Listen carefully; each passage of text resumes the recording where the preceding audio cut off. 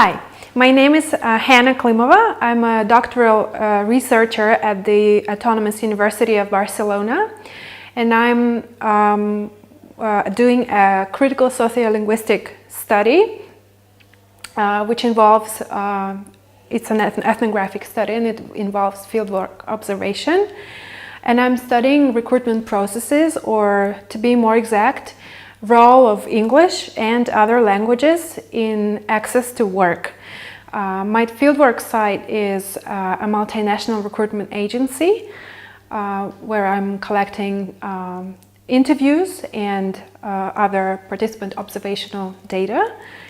And also at the same time I'm interviewing candidates about their experience in finding jobs in Barcelona.